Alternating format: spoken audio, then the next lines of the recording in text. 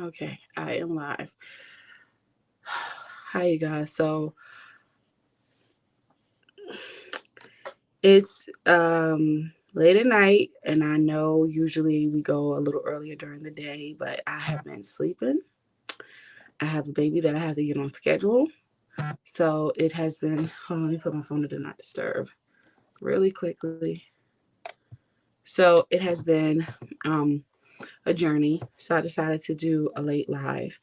You guys, so I am still in consecration, so I'm not on social media like that. The only reason why I'm able to do this live is because I'm doing it from StreamYard, which allows me to stream from to different platforms. But then I stream and get right off.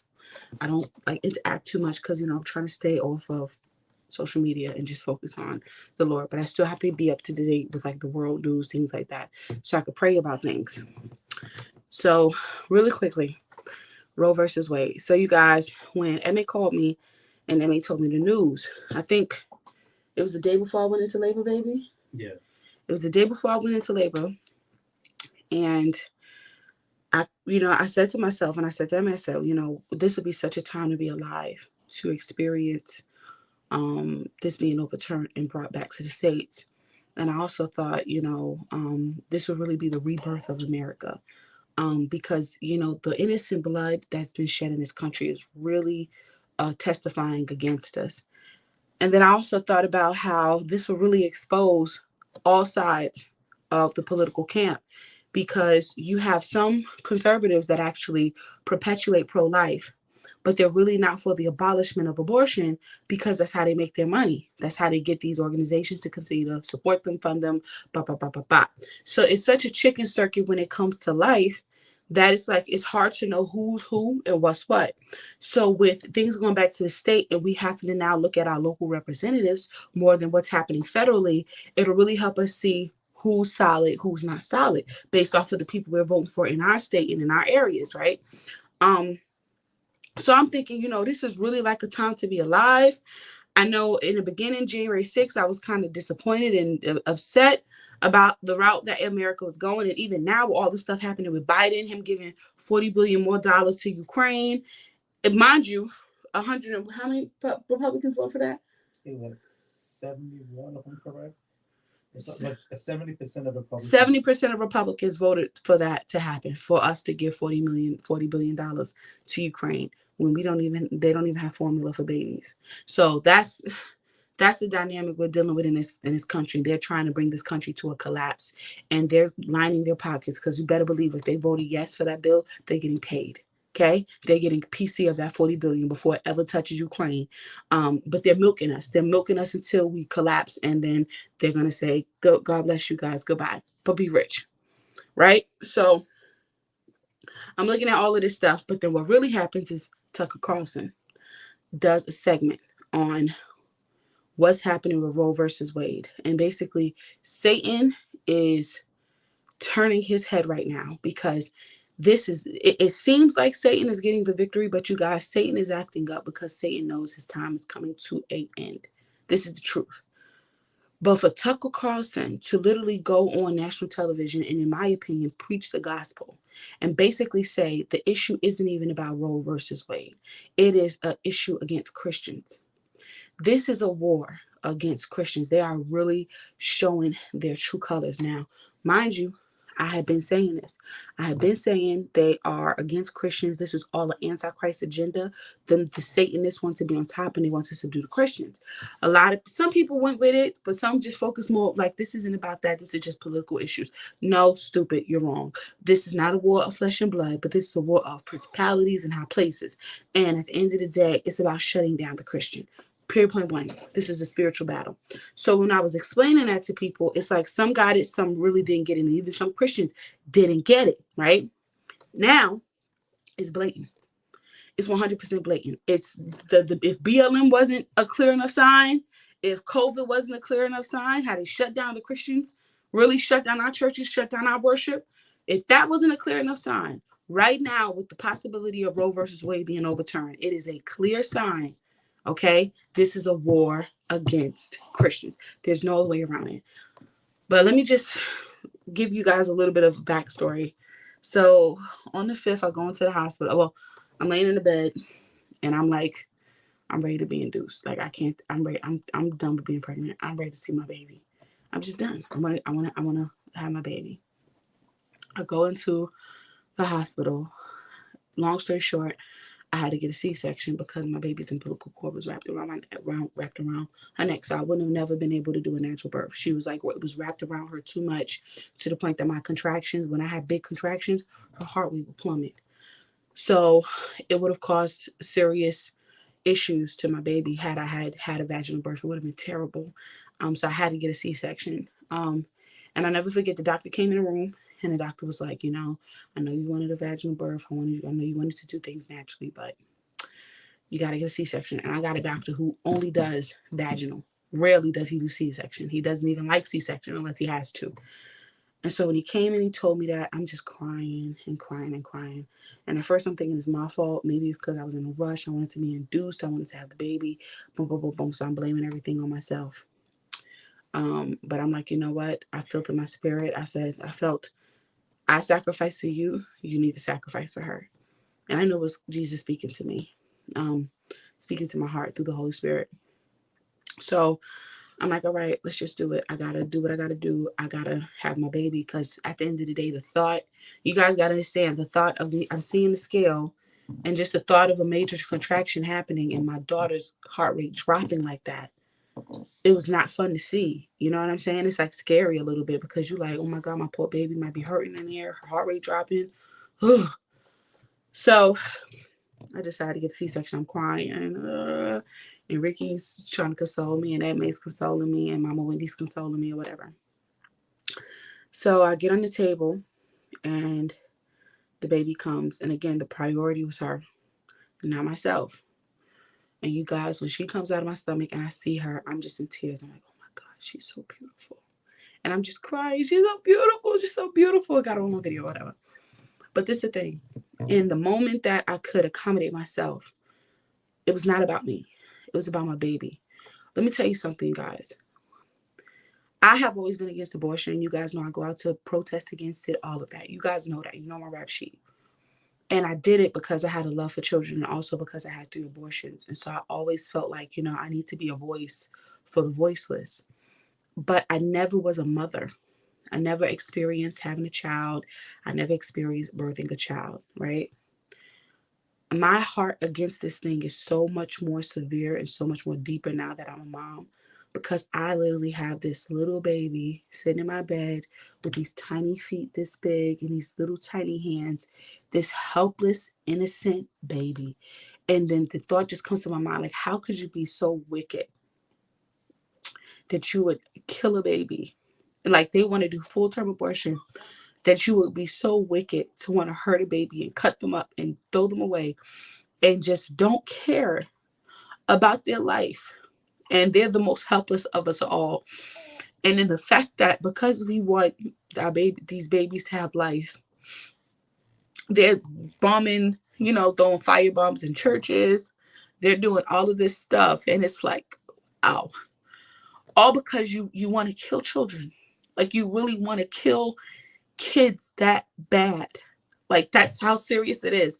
And then the most innocent and helpless of us all, you want to murder. You want to hurt. And I guess when you become a mom and you see that person that depends on you so much, it's just like, if it doesn't put a fire in you to want to say, you know what, I'm going to fight for my life because this is wrong and what you guys are doing is evil, and all of this crap about like my body, my choice. Like, if it's really your body, how about you just commit suicide and blow your brains out? If you want something to die so bad, just kill yourself, right? I mean, why not? My body, my choice, but you want to kill another body. You won't kill yourself. If it was a suicide clinic, I don't know how many people we running in there. Some would though. Some would though. But how many, like, it's like it's your body, your choice, but it's not your body being cut up. It ain't your body being cut up. And then the audacity to try to keep these babies alive and even try to kill them after birth is so cruel to me. It's so cruel, I'm crying now because I'm in sensitive mode. But girl, I'm telling brother, listen, let me tell you something. If a girl was in front of me pulling that stunt, I'd probably put my hands on her. I would probably go to jail. because I feel that disgusted about this thing. But I'm telling you guys right now, this situation is totally exposing who the devil is. It's totally exposing Christians for real, their real hearts. Um, and really this thing about, oh, we want to protect women. No real mother would ever put the baby at risk before herself. I'm sorry. No real mama would ever in her life choose to hurt that baby and protect herself. No. Sorry. No. I listen, getting that C-section, if you guys ever had one, it's intense. A C-section is intense, okay? I could have died on the table. Anything could have went wrong. But my baby would have lived. My baby is a priority. Period. And and for them to, once upon a time, it used to be the babies first and then the moms. Now it's like moms first, babies later. How, like, woe to those who call good evil and evil good. Why am I saying all of this, you guys? Because I just want to encourage you all, really, in this hour. If ever there has been a time to raise your voice and expose who you are as a Christian, it's now. If you have been, on the fence or not able to vocally just speak out because you don't want the criticism from your job or from your neighbor, this is past that. In this hour, we're going to know who's really solid and who served the Lord and who's not solid. Period. This Roe versus Wade thing is really going to change the course of this nation. The only reason why the enemy has access the way he does, and why Bible has the green not Bible, Biden has the green light to do what he's doing, is because we have, us churches, Christians, have been negligent, and we have allowed the devil to take reign in office. And now we're paying the price. We're being tormented the same way Lot was in Sodom and Gomorrah. And it is going to take righteous people to stand up, lest this nation be destroyed like Sodom and Gomorrah. It's going to take. Remember, Jesus said, the Lord said, listen, if it's even 10 righteous, I won't destroy it. He said, if it's even 5 righteous, I won't destroy his Sodom. There wasn't. It was just Lot, his 2 daughters, and his wife, and the wife turns into a pillar of salt. So how much more do we need righteous people in this nation to stand up so that we don't get destroyed, but at the same time, we can turn the tide? Because I'm telling you, I don't think you guys realize how severe it is. These regional demons have so much power because the innocent blood of these babies are really being counted against us. And you can do as many days of prayer, days of repentance as you want to. It means nothing as long as they continue to perpetuate the murder of innocent children day by day by day by day by day. No way. No way. So I just wanted to go live and tell you guys that. Hold on a second. Baby, what's she eating? She's sucking on her thumb. On her thumb? No, on her passy. Why you got the pillow like that? Because I'm chilling. She took out. She did? Yeah. Y'all wanna say hi to Ellie? No. Vicky said no. I can't show y'all Ellie yet. He said no. Sorry. Pictures, they're good. You say y'all seen pictures, y'all good. Y'all, she's so cute. Oh, she's so cute. She gets cuter by the day. She gets cuter by the day. You know, most babies, no shade. Sometimes they come when they first born, they're not that cute. Ellie is cute. My baby cute. But they get cute. All babies are cute, right? But this one right here, she is just. She's up. You're not gonna let us say hi, babe? Nah, they can see her next time. It's late. Really? Mm-hmm. He ain't gonna let me. I want to show y'all her, but they're not. They're like, please, please. Can she please? Crystal, Lawmaster, she like, can we please see her? Shell Marie, Samantha, Lisa Jones. I can't get in the camera. You can't get in the camera. Bring her over. Don't give in. Come here, Mama. Come on. Let me see my baby. Listen, this is Ricky's child, though. It's mine too, but it's still Ricky's because everybody sees she light skinned. My mom, I don't know if y'all know this, but my mom is okay. So my grandmothers have black and half white, and my grandfathers have black and half white. So then they had another half black, half white baby naturally because they're both mixed. So my mom is like really light with green eyes. And a lot of my brothers and sisters are actually really light. I'm the darkest, actually, of all my siblings. So it's in my genes to have a light baby. And even a couple of my cousins are dark, but they end up having light babies. So, because we have German in our family, like white, German, and Indian. So it's possible. Light skin on my side too. Yeah, Ricky got light skin on his side too. She spit up already? A little bit, yeah. Okay. Ellie, say hi, baby. Say hi. Say hi. Say hi, Mama. Say hi.